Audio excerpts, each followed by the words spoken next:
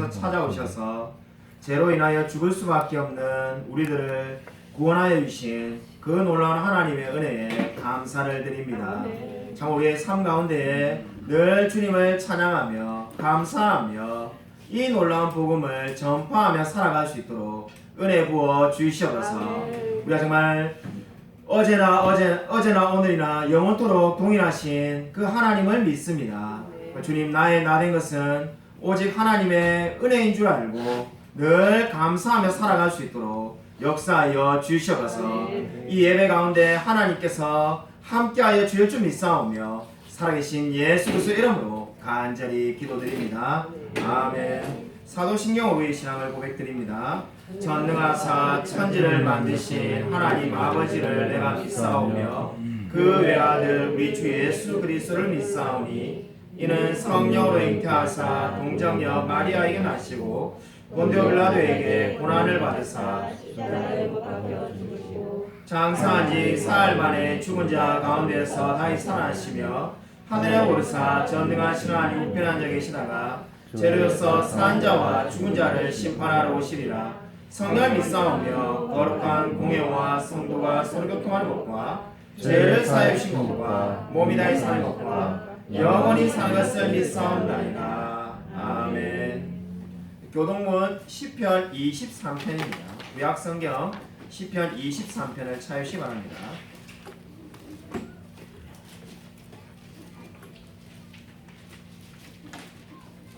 구약성경 819면에 있습니다. 구약성경 819쪽 시편 23편 1절부터 끝절까지를 제가 한 절, 성도님들 한 절 교독하겠습니다.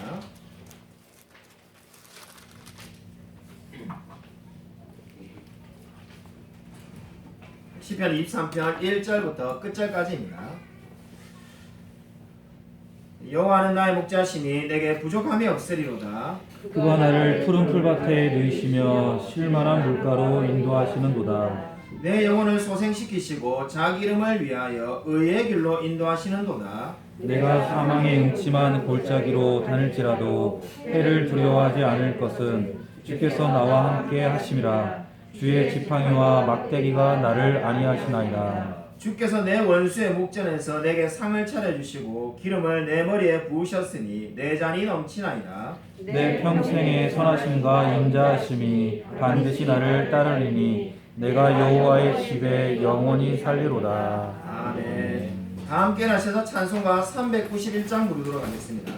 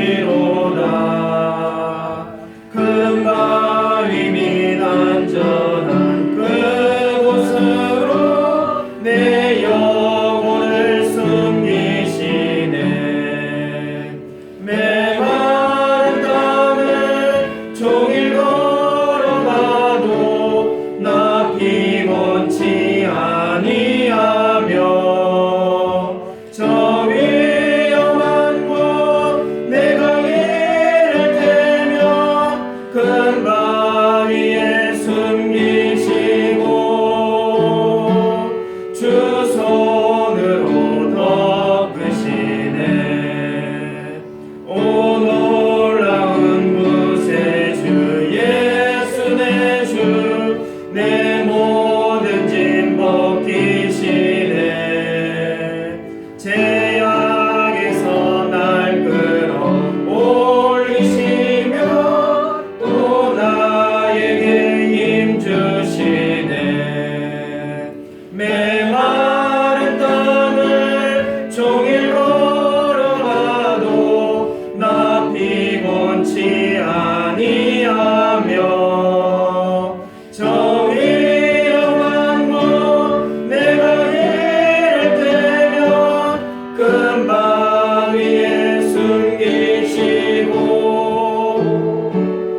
주 손으로 덮으시네. 증량 못할 은혜로 채우시며 늘 성령에 감아주사 큰 기쁨 중 주님을 찬양토록 내 믿음을 도우시네. 메마른 땅을 종일 걸어가도 나 피곤치 아니하며 저 위험한 곳 내가 이를 테며 큰 바위에 숨기시고 주 손으로 덮으시네. 주 예수님 공중에 임하실 때 나 일어나 맞이하리. 그 구원의 은총을 노래하리. 저 천군과 천사 함께 메마른 땅을 종일 걸어가도 나 피곤치 아니하며 저 위험한 곳 내가 이를 테며 큰 바위에 숨기시고 주 손으로 덮으시네. 아멘. 앉아주시기 바랍니다. 제가 건강기도 드리겠습니다.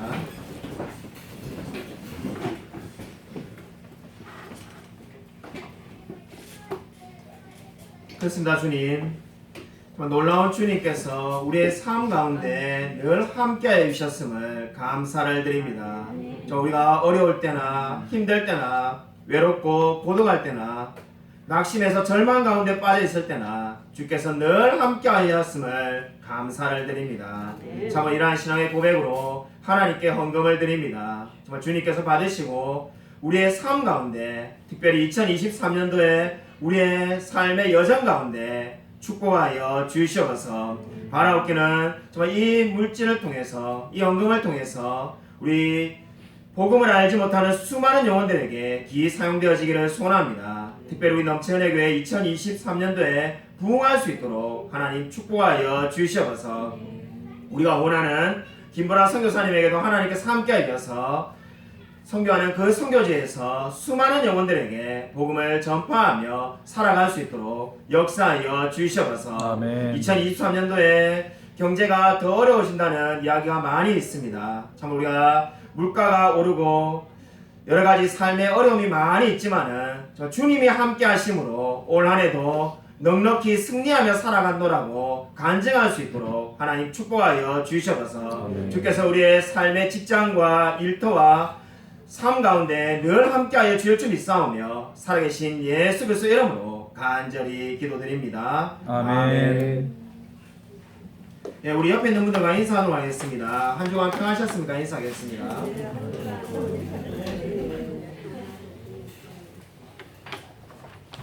네, 우리 교회 소식 전하도록 하겠습니다. 교회 소식 주보를 참고해 주시기 바랍니다. 첫 번째 교회 소식, 중고등부 수련회가 내일부터 수요일까지 있습니다. 그래서 내일 오전 9시에 우리 교회에서 출발합니다. 우리 참석하는 학생들이 꼭 변화받고 은혜받게 해달라고 기도해 주시면 좋겠습니다. 특별히 우리 나라를 현실을 생각하면은 10대가 그리스도인인 비율이 4%밖에 되지 않는다고 합니다. 40대가 제일 그리스도인이 많은데 19%이고 10대는 4%밖에 안 됩니다. 그래서 여러분이 정말로 다음 세대를 생각하는 마음으로 꼭 우리 학생들이 변화받고 은혜받고 돌아올 수 있도록 기도해 주시기 바랍니다. 요한복음 성경 필사자 호칭은 승량하고 이름은 부르겠습니다. 11명인데 김동임, 김예인, 김성실, 양지혜, 박지영, 김선희, 엄정숙, 이승준, 최은숙, 정수호, 이정현. 그리고 2022년도 성경 1독자 명단 6명입니다. 호칭은 역시 생략합니다. 이경희, 조영숙, 양지혜, 정영숙, 박지영, 김성실. 선물이 각각 준비되어 있습니다. 이 주방에 선물이 준비되어 있으니까 꼭 선물을 받아가시기 바랍니다. 받아가셔야 되는데 안 받아가셔가지고 쌓여있는 경우가 있는데 꼭 챙겨가시고, 송구 영신 예배 때 드렸던 선물 말씀 달력이 있습니다. 우리 교회 긴 달력 말고 팀 켈러라는 이 미국의 유명한 목사님이 만드신 달력이 있는데 말씀 달력입니다. 이 필경되어 있으니까 한 가정당 하나씩 안 받으신 분은 꼭 받아가시기 바랍니다. 임명을 하겠습니다. 우리 2023년도 순장입니다. 우리 교회는 순장을 한 해에 꼭 한 명씩, 그러니까 한 1년만 섬기도록 정했는데, 코로나 관계상 우리가 모임을 잘 못하니까 이승주 집사님께서 몇 년 동안 하셨습니다. 수고하셨는데, 우리 새롭게 순장으로 양지연 집사님이 하시기로 했습니다. 박수를 한꺼번에 치겠습니다.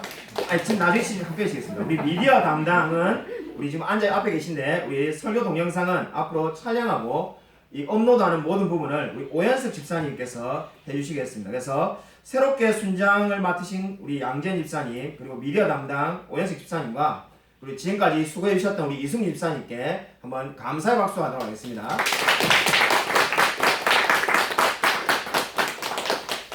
우리 소혜리문답 강의 8주차입니다. 우리 지난주에 우리 사정상 휴강하고 우리 새롭게 등록하신 분만 특별 강의를 제가 해드렸는데, 오늘 8주차 점심 식사 이후에 계속하도록 하겠습니다. 새가족 공부 오전 10시에 있었습니다. 우리 장로님께서, 이경희 장로님께서 인도하셔서 박홍천 소정수 집사님께서 배우셨습니다. 우리 두 분은 예배 마치고 꼭 우리 사진 촬영을 해주시면 좋겠습니다. 제가 홈페이지에 사진을 올리려고 하다가 사진이 어디 갔는가 한참을 찾았는데 생각해보니까 사진을 찍지는 않았습니다. 그래서 여러분이 꼭 남으셔가지고 우리 사진을 찍도록 하겠습니다. 금요기도의 시간이 변경되었습니다. 금요일 저녁 9시에 올해부터는 모입니다. 리더 모임 오늘 오후 4시에 있습니다. 꼭 참석해 주시기 바랍니다. 지난주에 이미 광고를 드렸는데, 지난주에 안 오신 분들은 카톡방에서 보신 것처럼 이번 올해 우리 중직자 선거가 있습니다. 4월 2일에 중직자 선거가 있으니까 여러분이 그 날짜를 꼭 비워두시기 바랍니다. 그래서 여러분이 투표를 꼭 하셔야 되고, 이 세례교인, 우리 전체 세례교인, 중학생이나 고등학생, 1회까지라도 다 세례받은 모든 분들이 투표하실 수 있는 권한이 있습니다. 절반 이상이 참석해야 공동회가 성립되기 때문에 여러분이 꼭 참석을 하셔야 됩니다. 여러분이 꼭 잊지 마시고 기억해 주시면 좋겠고, 구체적인 내용은 이 카톡방을 참고하시기 바랍니다. 웨스민스터 소결의 문답 제45문 하도록 하겠습니다. 웨스민스터 소결의 문답 이 45문 제1계명은 무엇입니까? 제1계명은 너는 나 외에는 다른 신들을 내게 두지 말라입니다. 아멘.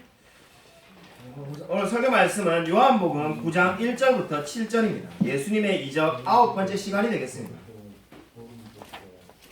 예수님의 이적 9번째 시간, 요한복음 9장 1절부터 7절이 되겠습니다. 오늘 설교 제목은 예수님의 기이한 치료입니다. 신약성경 160쪽에 있습니다. 신약성경 160쪽, 요한복음 9장 1절부터 요한복음 9장 1절부터 7절까지를 제가 한 절, 성도님들이 한 절 교독하도록 하겠습니다. 신약성경 160쪽입니다. 요한복음 9장 1절부터 7절까지를 서로 교독하겠습니다. 예수께서 길을 가실 때 날 때부터 맹인된 사람을 보신지라. 제자들이 물어 이르되 라삐여, 이 사람이 맹인으로 난 것이 누구의 죄로 인함이니까? 자기니까 그의 부모니까? 예수께서 대답하시되 이 사람이나 그 부모의 죄로 인한 것이 아니라 그에게서 하나님이 하시는 일을 나타내고자 하심이라. 때가 아직 낮음에 나를 보내신 이의 일을 우리가 해야 하리라. 밤이 오리니 그때는 아무도 일할 수 없느니라. 내가 세상에 있는 동안에는 세상의 빛이로다. 이 말씀을 하시고 땅에 침을 뱉어 진흙을 이겨 그의 눈에 바르시고. 함께 읽겠습니다. 이르시되 실로암 못에 가서 씻으라 하시니, 실로암은 번역하면 보냄을 받았다는 뜻이라. 이에 가서 씻고 밝은 눈으로 왔더라. 아멘. 예수님의 이적 시리즈 설교 오늘 9번째 시간이 되겠습니다. 요한복음 9장 1절을 보시면은 예수님께서 길을 가실 때라는 말로 시작을 하고 있습니다. 우리가 가지고 있는 한글 개혁 성경은 8장 마지막 절에 성전에서 나가시니라 이렇게 되어 있어서 8장 마지막 절과 9장 1절이 전혀 다른 표현으로 되어 있긴 합니다. 실제로 원어를 보면은 8장 마지막 절과 9장 1절이 똑같은 표현으로 되어 있습니다. 8장 마지막 절과 9장 1절이 똑같은 표현으로 되어 있다는 것이 무엇을 의미할까요? 그것은 8장에 일어난 사건과 9장에 일어난 사건이 같은 날에 일어났음을 이야기하고 있습니다. 그러나 8장 마지막 절에 있었던 사건이 뭡니까? 성전에서 예수님을 사람들이 돌로 쳐서 죽이려고 했습니다.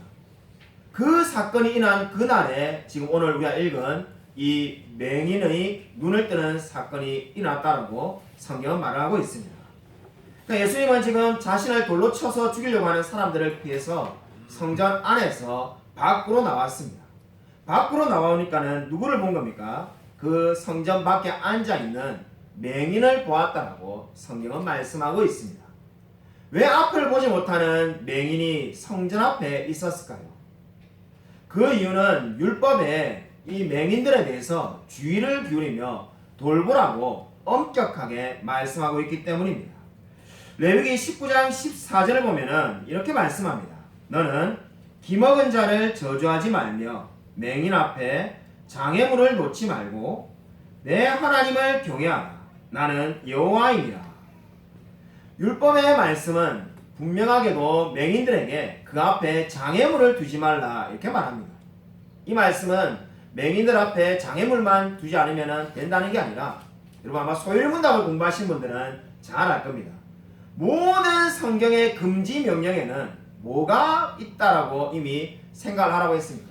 실제로 그 말씀 안에 포함되어 있습니다. 긍정의 명령이 포함되어 있습니다. 맹인 앞에 장애물을 두지 말라는 것은 적극적으로 맹인을 도우라는 말이 이미 포함되어 있는 걸로 이해해야만 합니다. 그러니까 이 말씀대로 수많은 성전을 드나드는 사람들이 맹인을 도우려고 하지 않겠습니까? 그래서 맹인은 스스로는 살 수가 없기 때문에 도움을 받기 위해서 성전 밖에 앉아 있었던 겁니다. 우리가 성경을 보면 예수님께서 그 어떠한 다른 질병보다도 맹인을 고친 경우가 많았다는 것을 알게 됩니다. 이러한 점에 관심을 가지고 연구를 하신 분이 있는데 J.C. 라일이라는 이 목사님이 연구를 해보니까 복음서에 나타나는 치료 가운데 기먹은 벙어리는 한 번 나타나고 중풍 환자도 한 번, 열병을 앓은 자도 한 번, 나병 환자는 2번이 나타나는데 다시 살리심을 받는 경우가 3번 있었다는 겁니다. 근데 놀랍게도 눈먼 사람이 눈을 뜨게 되는 일은 무려 5번이나 있었다고 합니다. 왜 예수님은 특별히 눈먼 사람들을 많이 고쳐주었을까요? 그냥 당시에 눈이 먼 사람들이 많았기 때문만이 아닙니다. 그렇게 한 이유는 인간이 영적으로 어두움 가운데 살아가고 있음을 강조하고 있는 겁니다. 구약성경 이사야 48장 8절 보면은 인간에 대해서 이렇게 말합니다. 모태에서부터 패역한 자. 모태에서부터 패역한 자라는 말이 뭡니까? 인간은 어머니 뱃속에서부터 이미 패역한 사람이라는 겁니다. 원죄를 안고 있기 때문에 인간은 날 때부터 죄인으로 태어난다고 말을 하고 있습니다. 그러한 사실을 강조하기 위해서 예수님은 눈먼 사람에게 특별한 관심을 보이며 그 눈을 뜨게 해주셨습니다. 여러분, 맹인은 어떠한 사람입니까? 날 때부터 눈먼 사람이라고 오늘 성경은 말을 하고 있습니다. 여러분, 죄인은 영적으로 눈이 어두운데 이 죄인은 어떻습니까? 이 죄인들은 바로 임박한 진노를 볼 수가 없습니다. 맹인과 정말로 이 죄인이 상당히 흡사한 부분이 많이 있습니다. 맹인은 앞을 볼 수 없는 것처럼 저와 여러분도 하나님을 만나기 전에는 하나님의 임박한 진노가 있음을 스스로는 알 수가 없습니다. 구세주를 필요로 한다는 사실조차도 모르고 살아가고 있습니다. 그렇기 때문에 모든 죄인들은 구세주를 필요로 합니다. 전도서를 보면은 솔로몬이 이렇게 말하였습니다. 전도서 8장 8절 말씀을 우리 같이 한 목소리로 한번 읽겠습니다. 프린트물에 있으니까요. 우리 같이 한번 한 목소리로 전도서 8장 8절을 읽겠습니다. 네, 시작. 바람을 주장하여 바람을 움직이게 할 사람도 없고 죽는 날을 주장할 사람도 없으며 전쟁할 때를 목면할 사람도 없으니 악이 그 주민들을 건져낼 수는 없느니라. 아멘. 그럼 누가 이 세상에 바람을 마음대로 움직일 사람이 어디 있겠습니까? 그리고 자기의 죽는 날을 아는 사람이 누가 있겠습니까? 심지어 전쟁을 모면할 수도 없다라고 말을 하고 있습니다. 그렇기 때문에 뭐가 필요하다는 겁니까? 반드시 구세주를 만나야 된다라고 성경은 말씀하고 있습니다. 오늘 성경에서 제자들이 이전에 예수님께 이렇게 묻고 있습니다. 이 사람이 맹인으로 난 것이 누구의 죄로 인함입니까? 자기의 죄입니까? 아니면은 부모의 죄입니까? 이렇게 묻고 있습니다. 여기서 이렇게 말하는 전제가 뭡니까? 이미 이 사람의 고통이 죄로 인한 것이라는 전제를 깔고 있습니다. 이 맹인이 지금 소경이 되어가지고 앞을 볼 수 없는 그런 사람인데 분명히 죄 때문에 이렇게 되었을 건데 누구의 죄냐는 겁니다. 부모가 죄를 많이 지어서 이렇게 된 건지 아니면 이 사람이 죄를 지어서 그런 건지 그것을 지금 제자들이 묻고 있습니다. 이 제자들의 질문을 보면은 마치 욥기에 나오는 욥의 세 친구가 떠오릅니다. 욥이 고난을 당해가지고 재물도 다 잃어버리고 자식도 다 죽었는데 욥의 세 친구가 와서는 위로하기는커녕 너가 죄를 지어서 그렇다라고 계속 회개하면서 이야기하지 않습니다. 마치 지금 이 제자들도 분명히 이 맹인은 죄를 지어서 그렇다라고 그 죄의 원인이 부모인지 그 사람 본인인지 예수님께 묻고 있습니다. 여러분 이 대답의 옳고 그름은 떠나가지고 부모의 죄라는 것은 사실 이해는 됩니다. 부모가 죄를 지어서 그렇다면은 그저 이해는 가는데 날 때부터 소경이라고 분명히 성경이 말씀하는데 어떻게 자기의 죄가 있을 수가 있을까요? 그렇지가 않습니까? 태어나 보니까 이미 소경으로 태어났는데 맹인으로 태어났는데 어떻게 자기의 죄 때문에 이 지금 소경이 될 수가 있겠습니까? 근데 제자들이 지금 그렇게 묻고 있습니다. 이렇게 묻는 것은 유대인들이 윤회 사상을 믿었기 때문이 아닙니다. 전생에 지은 죄 때문에 그러냐라고 지금 묻는 것은 절대로 아닙니다. 유대인들은 윤회 사상을 믿지 않았습니다. 인생은 딱 한 번밖에 없다는 것을 유대인들은 잘 알고 있었습니다. 근데 왜 자기의 죄냐라고 묻고 있습니까? 그 이유는 성경에 보면 창세기에 우리 지금 창세기를 필사하고 있는데 창세기에 보면 어떤 말씀이 있습니까? 야곱이 모태에서 에서의 발 뒤꿈치를 잡았다는 말씀이 있습니다. 뱃속에서 엄마 뱃속에서 동생이 형의 발 뒤꿈치를 잡아가지고 끌어내리려고 한 겁니다. 자기가 먼저 나가려고. 그것을 보고 유대인들은 얼마든지 사람은 뱃속에서도 죄를 지을 수 있다고 믿었습니다.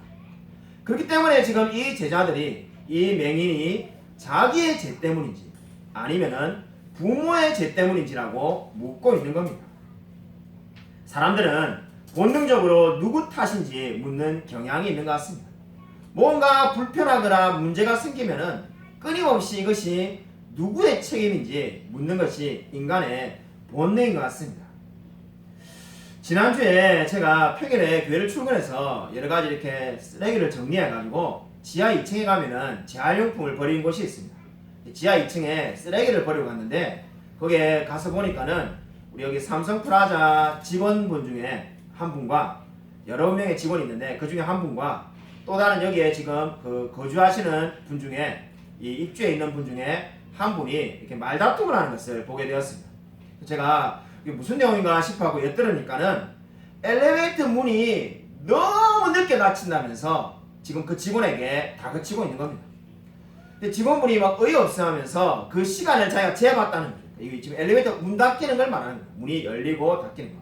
저는 진짜 7년에 있었지만은 한 번도 문이 이렇게 너무 늦게 닫힌다는 생각을 안 해본 적이 없는 것 같은데 문이 너무 늦게 닫히가지고 너무 답답하다는 거예요. 그래서 이 직원이 그 시간을 재어보니까 6초가 걸린다는 거예요. 그래서 이 6초 걸리는데 이 6초를 못 참아가지고 그러냐니까 이 불편하다면서 옥신각신하는 거예요. 그분이 떠나가시고 제가 이제 쓰레기를 버리려고 나와 있으니까 이 화가 덜 풀린 이 직원분이 제게 살다 어떻게 6초를 못 기다려가지고 그걸 가지고 단축시켜달라고 이렇게 계속 이야기를 하는지 모르겠다 하면서 막 이게 화가 가득 차 있었습니다.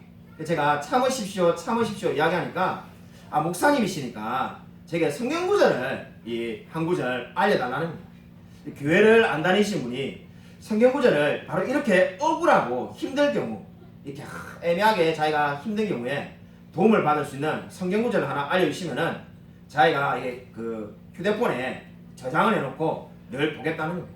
제가 전도할 수 있는 그래도 한 번의 기회다 싶어가지고 떠오르는 말씀이 로마서 5장 3절을 말씀해 주었습니다. 환난은 인내를, 인내는 연단을, 연단은 소망을 이루는 줄 알미로다 이렇게 말해드렸습니다.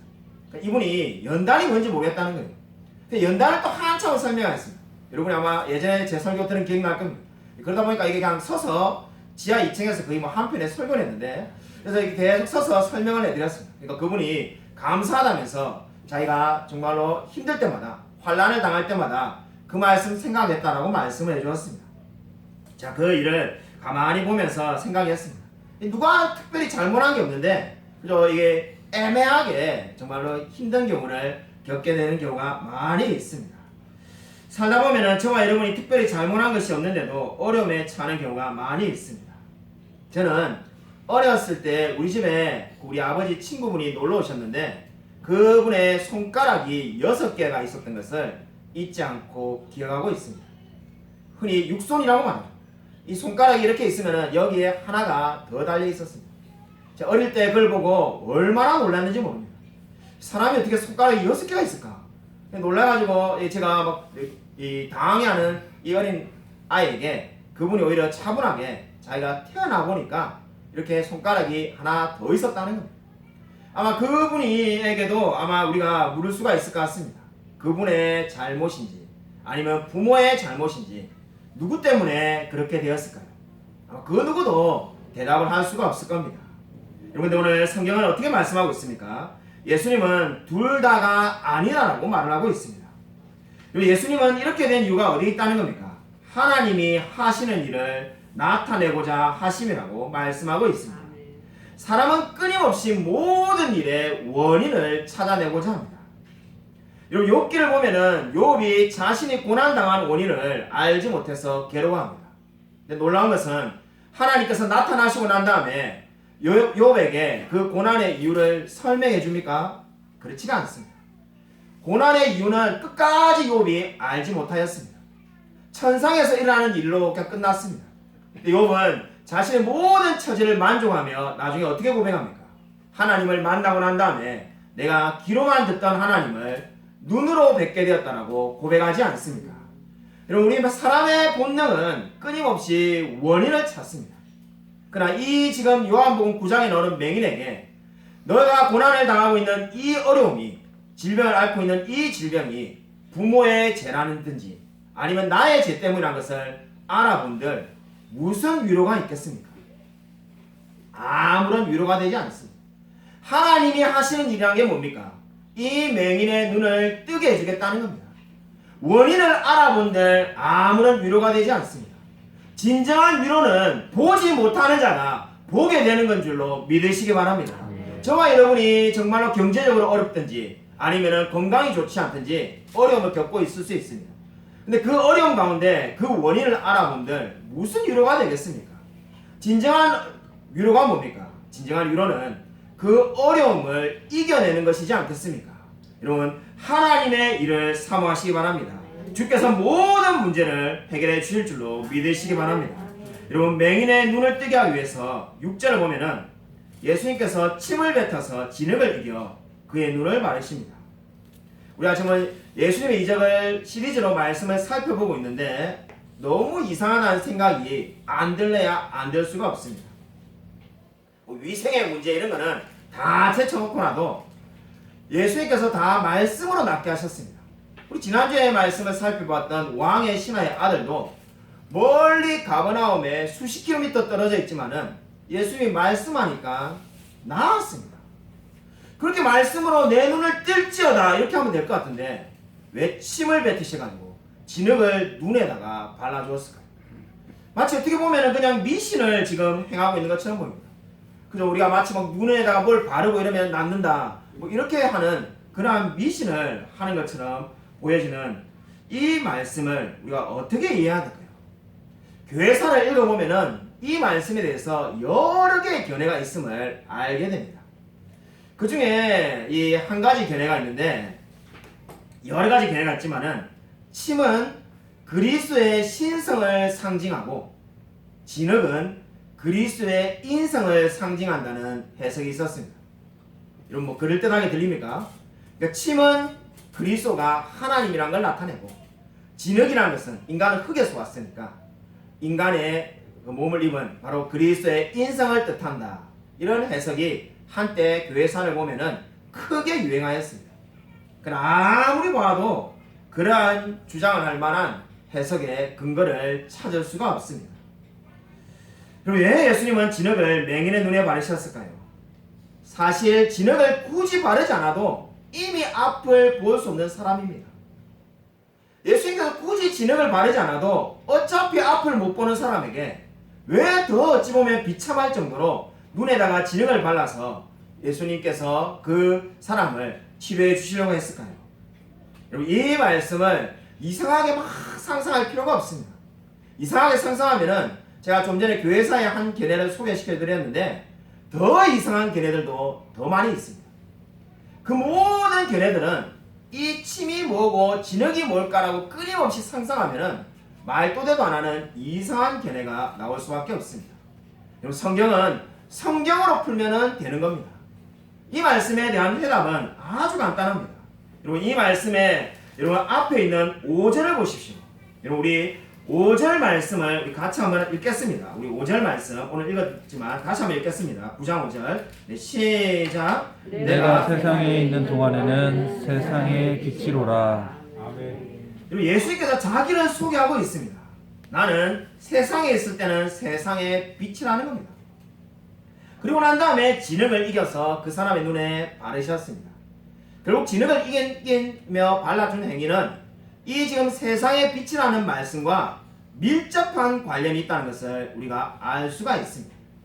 그리고 예수님께서 세상의 빛으로 오셨는데 유대인들은 어떻게 했습니까?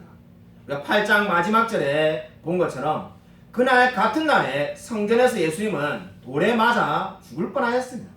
돌로 치려고 하는 사람들을 피해서 밖으로 나왔습니다.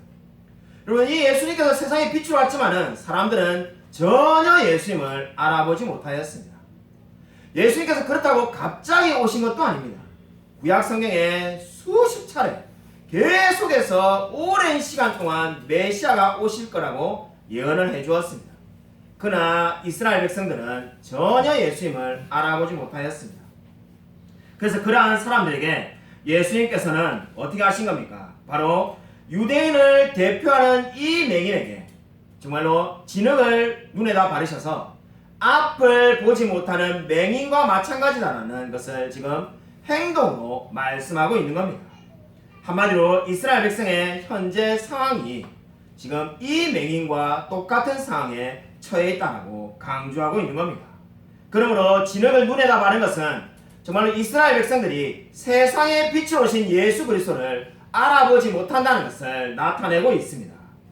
여러분, 인생을 살아가다 보면은 제일 안타까운 게 뭡니까? 저와 여러분이 그리스도인이 되고 난 다음에 제일 안타까운 게 뭡니까?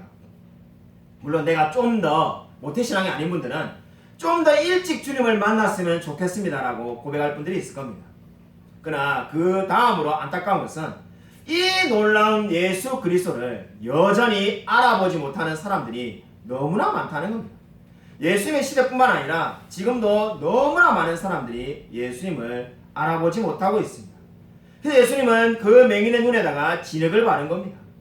정말 너희들의 현재 상태는 스스로는 주님을 알아보지 못한다는 겁니다. 교회사를 읽어보면은 정말로 가장 미신에 빠져있던 사람 중에 한 사람이, 헛되고 미신에 빠져있던 사람이 종교개혁자 마틴 루터일 겁니다. 종교개혁자 마틴 루터는 로마의 스칼라 산타 교회 성당에 가가지고 거기에 예수님이 걸으셨다라고 추정되는 수많은 계단이 있는데 그 계단을 무릎으로 올라가면서 주기도문을 암송하고 그리고 십계명을 암송하면서 올라가면서 죄를 뉘우치려고 했다고 합니다. 계속 오르락 내려가면은 무릎이 다 까지고 피가 나지 않겠습니까? 그 어려운 고행을 하면서도 어떻게 하든지 내가 하나님께로 가까이 가겠다라고 고백하였던 사람이 마틴 루터였습니다. 마틴 루터가 그 스칼라 산타 교회 계단을 계속 무릎으로 오르락내리락 때 하나님의 말씀이 마음에 들립니다. 그 말씀은 새로운 말씀이 아니라 이미 알고 있는 말씀, 로마서에 나오는 것처럼 오직 의인은 믿음으로 말미암아 살리라는 말씀이 마음에 깨우치게 됩니다. 의인은 믿음으로 말미암아 산다고 했는데 내가 왜 이렇게 헛된 일을 하고 있는가? 이제 이러한 일을 더 이상 하지 말자. 나는 주님의 십자가의 보혈로 의인이 되었다. 이렇게 고백하며 한 것이 바로 마틴 루터의 종교개혁이 되겠습니다. 그래서 저와 여러분이 지금 이렇게 우리가 예배를 드리고 있는 겁니다. 아마 종교개혁이 일어나지 않았다면은 물론 뭐 하나님께서 분명히 루터가 아니면 또 다른 사람을 통해서도 종교개혁을 일으켰습니다만은 마틴 루터가 만약에 종교개혁을 일으키지 않았다면은 지금 아마 우리는 제가 미사를 통해서 여러분이 알지도 못하는 라틴어로 지금 예배를 드리고 있었는지도 모릅니다. 여러분 그러나 그러한 것을 통해서 어떻게 되었습니까? 완전히 변화되고 하나님을 만났습니다. 여러분 저와 여러분이 죄가 있지만은 하나님을 만났다는 것이 얼마나 은혜로울까요? 여러분 초대 교부였던 어거스틴은 이렇게 고백하였습니다. 여러분 이 중요한 이야기를 우리 한번 같이 한번 읽겠습니다. 어거스틴이 한 말을 우리 한번 같이 한번 읽겠습니다. 네, 시작. 죄는 하나님의 은혜를 벗겨내는 놀라운 기회를 제공하며 그리스도의 성품을 드러낼 기회를 제공하므로 행복한 허물이다. 여러분 어거스틴은 제가 행복한 허물이라고 고백하였습니다. 물론 이 말은 스펄전 목사님이 평가하는 것처럼 위험한 요소가 많이 있습니다. 잘못하면은 여러분 이단이 될 수 있습니다. 제가 더 돋보일 수 있지만은 여러분 이 어거스틴이 하나님을 만나고 나니까는 그 모든 자기의 지은 죄가 행복한 허물이었다는 겁니다. 내가 하나님의 은혜를 받게 되었다는 거죠. 마치 로마서 5장 20절처럼 죄가 넘친 곳에 은혜가 더욱 넘쳤다라고 말하지 않습니까? 그렇게 지금 어거스틴이 고백을 한 겁니다. 여러분 하나님께서는 누구를 찾으러 오셨습니까? 죄인을 구원하러 오셨습니다. 의인을 찾으러 온 것이 아니라 바로 이 맹인처럼 영적인 소경을 찾으러 오신 줄로 믿으시기 바랍니다. 오늘 7절 말씀을 보면은 이르시되 실로암 못에 가서 씻으라 하시니 실로암은 번역하면 보냄을 받았다는 뜻이라. 이에 가서 씻고 밝은 눈으로 왔더라. 이렇게 말씀합니다. 아마 이 말씀을 읽는 우리 거의 대부분의 경건한 그리스도인들은 엘리사가 나아만에게 가서 요단강에 가서 씻으라는 그 말씀을 떠올릴 겁니다. 열왕기하 5장 10절 말씀이 되겠습니다. 물론 이 실로암 물은 아무런 효력이 없습니다. 그냥 천천히 흐르는 물일 뿐입니다. 근데 더 특이한 것은 이 실로암의 뜻을 보냄받았다는 말을 친절하게 성경이 자세히 써놓았다는 겁니다. 왜 이렇게 써놓았을까요? 보냄을 받았다는 것이 무엇을 의미할까요? 예수님께서 아버지 하나님께서 보내신 분이라는 것을 너가 깨달을 때 너는 보게 되리라는 것을 의미하고 있습니다. 그러니까 그 맹인이 이 실로암까지 걸어가면서 무엇을 깨달으라는 겁니까? 아, 지금 이 예수님은 바로 하나님이 보내신 분이고 하나님이시라는 것을 깨닫게 될 거라는 겁니다. 그리고 그때 눈을 뜨게 될 줄로 믿으시기 바랍니다. 여러분 이 맹인은 예수님에게 왜 가야 합니까? 라고 따져 묻지 않았습니다. 제가 그런 말도 안 되는 미신을 믿을 것 같습니까? 실로암 물에 간다고 뭐가 달라지겠습니까?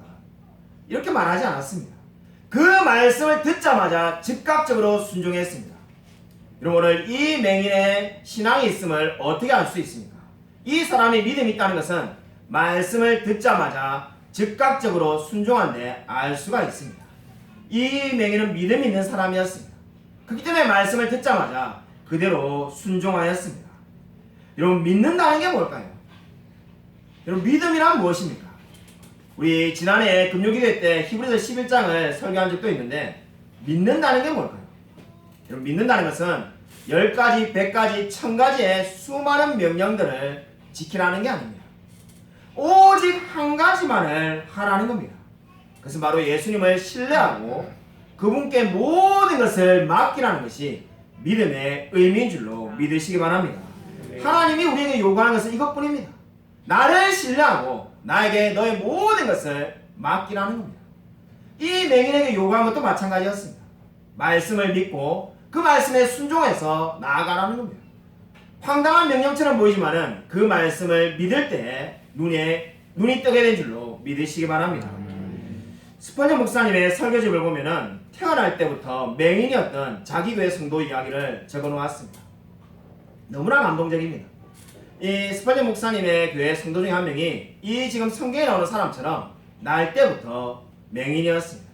그 성도님과 나는 그냥 정상적인 평범한 성도님이 둘이 대화하는 것을 스펄전 목사님이 옆에서 우연히 듣게 되었습니다.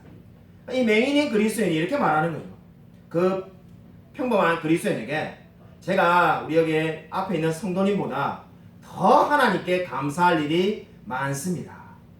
그러니까 이 정상적인 이 앞을 볼 수 있는 그리스도인이 펄쩍 뛰면서 도무지 그 말은 받아들일 수 없다 이렇게 말하는 거죠. 자기가 수십 년 인생을 살면서 보고 즐긴 것이 얼마나 많은데 당신이 어떻게 더 감사할 수가 있는가? 당신은 지금 이 런던이 어떻게 생긴지도 모르고 영국이 어떻게 생겼는지도 모르는데 나는 이 모든 것을 다 보았는데 내가 더 감사할 게 많지 당신이 뭘 감사할 게 많냐? 이렇게 물었다고 합니다. 그때 이 맹인이 이렇게 대답했다고 합니다. 당신은 보고 싶지 않은 것도 얼마나 많이 봐야 됩니까? 보고 싶지 않은 것도 억지로 다 보면서 참고 살아오지 않았습니까? 그렇다고 인정했다고 합니다. 근데 저는 보고 싶은 것은 하나도 보지 않고 살 수 있었습니다. 더더욱 감사한 것은 제일 중요한 것이 바로 여기 있는데 저는 처음으로 나중에 보게 될 분이 바로 예수 그리스도인 줄로 믿습니다.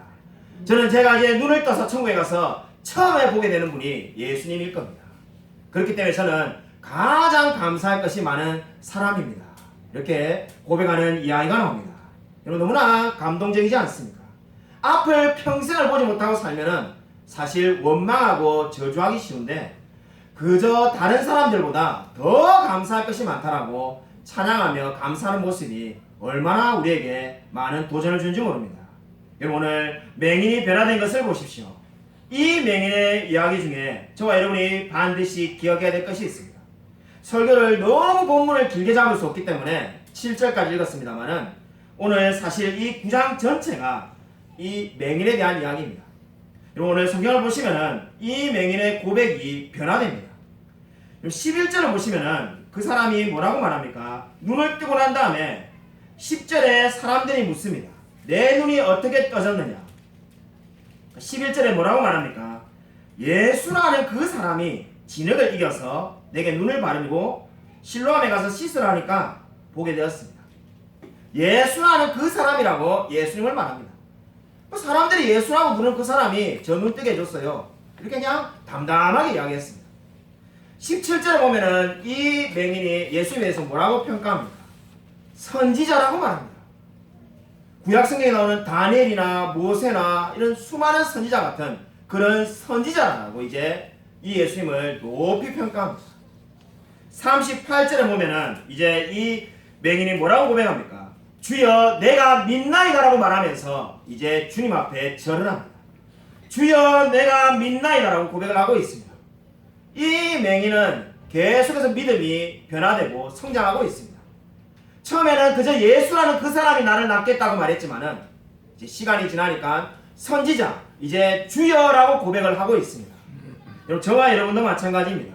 저와 여러분도 신앙이 주님 앞에서 계속 자라가야 되지 않겠습니까? 2023년이 이제 일주일 지났습니다. 올 한해 무엇을 계획하고 있든지 간에 저와 여러분에게 엄청나게 많은 선택의 순간이 올 겁니다. 여러분은 이 맹인의 이야기에서 우리가 주목하면서 기억해야 될 것은 예수님이 맹인에게 나에 대해서 이러저러하게 말해라고 명령하지 않았다는 겁니다. 여러분 성경에 나오는 부분만이 중요한 것이 아니라 성경에 나오지 않는 부분을 여러분 우리가 놓쳐서는 안 됩니다. 예수님께서 눈을 낫게 하고 난 다음에 내가 너에게 이제 명령하는데 너 어디 가면은 나를 주님이라고 불러라 이렇게 말한 것이 아닙니다. 전혀 그렇게 말하지 않았지만은 이 사람이 그리고 신앙이 어떻습니까? 자원하여서 예수님 선지자 주여라고 그 고백이 변화되고 있습니다. 자발적으로 바뀐 겁니다. 자신의 선택의 기로 가운데서 얼마든지 예수님을 그냥 별 볼일 없는 사람으로 말할 수 있지만은 그 이 사람은 예수님을 주님으로 고백하며 살기로 선택한 겁니다. 여러분 2023년에 저와 여러분도 많은 선택을 하게 될 기회가 있을 겁니다. 내가 영적인 선택을 해야 될 기회도 있을 거고 아니면은 또 다른 길로 갈 수 있는 유혹도 있을 겁니다. 우리는 무엇을 선택하며 살아야 할까요?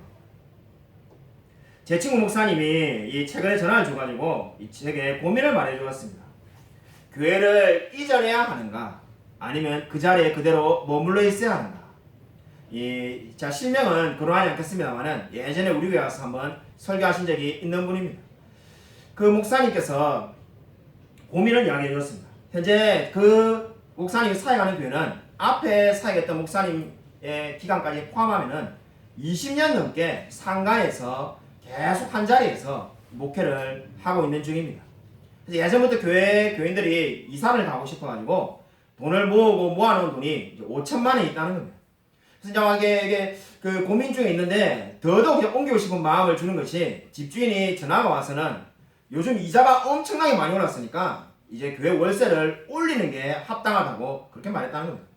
그래서 아니 이자율이 오른 거랑 월세를 올려야 되는 게 무슨 관계가 있냐 이런 말하니까 본인이 이 상가를 사는데 빚을 졌기 때문에 자기가 지금 이자를 많이 내고 있으니까 만약에 돈을 동결을 하면은 사실상 이 월세를 깎는 거하고 똑같기 때문에 그렇게 될 수는 없으니까 그 오른 이자만큼 너희 교회에서 내라 이제 이렇게 된 겁니다. 그래서 이 교인분들이 이제 그럴 바에야 차라리 이사를 가자 이제 이렇게 해서 우리 제 친구 목사님이 인테리어를 알아봤다고 합니다. 정말로 뭐 화려하게 하는 게 아니라 딱 정말 우리 교회처럼 아무것도 없고 그냥 심플하게 하는 데만 해도 5천만 원이 든다는 겁니다. 근데 생각해보니까 뭐 그 교회를 이전을 하다 보면은 뭐 사고 이러면은 아마 대충 견적을 내보니까 7천만 원, 8천만 원, 뭐 1억 뭐 이렇게 이제 막 들 것 같으니까 계속 고민이 되는 거예요. 그렇게 돈을 들여서라도 교회를 이전할 것인가? 아니면 이 자리에 계속 있을 것인가? 고민이 돼가지고 제게 뭐 이렇게 물어보려고 전화를 했습니다. 제가 무슨 대답을 할 수 있겠습니까? 정답은 없는 거죠. 여러분이 만약에 그 교회 성도라면 어느 길을 선택하겠습니까? 아마 우리가 인생에 살아가면서 이렇게 많은 선택의 순간들이 이제 찾아올 겁니다. 2023년에 저와 여러분의 삶 가운데 직장과 학교 또는 뭡니까 사는 곳 그 모든 것이 다 뭡니까 선택의 연속입니다. 우리는 무슨 기준으로 그것을 선택하며 살아야 될까요? 제가 만든 소유문답 제1문 강의 안에 이런 내용이 있습니다. 우리 돌아가신 김홍전 박사님께서 말씀하신 이야기인데 혼인, 가정과 교회라는 책에 나오는 내용입니다. 우리가 뭔가를 선택할 때 세 가지 기준을 가지고 선택을 하라는 겁니다. 이 일은 내가 주를 사랑하는 까닭이 아닌가? 이 일을 하기에 충분한 은사가 내게 있는가? 제 혼자만 얘기하니까 재미가 없죠, 그죠? 세 번째는 우리 같이 한번 한 목소리 한번 읽겠습니다. 함께 읽겠습니다. 네, 시작. 하나님께서 한가르시 이 길로 나를 인도하신 분명한 경험을 내가 가지고 있는가? 이 세 가지 원칙을 가지고 판단하면 됩니다. 우리가 죄를 짓는 일은 예를 들면 간음이나 살인이나 도둑질은 안 해야 되는 거죠. 그러나 교회를 이전하느냐 안 하느냐 그죠? 성경에 답이 없고 어느 길도 다 옳은 길이고 다 좋은 길인데 무엇을 선택해야 되는가? 세 가지 원칙을 가지고 살펴보면 됩니다. 여러분의 사는 곳, 직장, 학교 그 외 모든 선택의 순간마다 이 세 가지를 기억하시기 바랍니다. 이러한 원칙을 잘 적용한 한 사람의 삶을 소개하고 말씀을 맺고자 합니다. 1940년대 2차 세계대전이 한창일 때 폴란드의 바르샤바에서 있었던 이야기입니다. 당시에 우리가 너무나 잘 아는 것처럼 유대인 대학살이 벌어지고 있었습니다.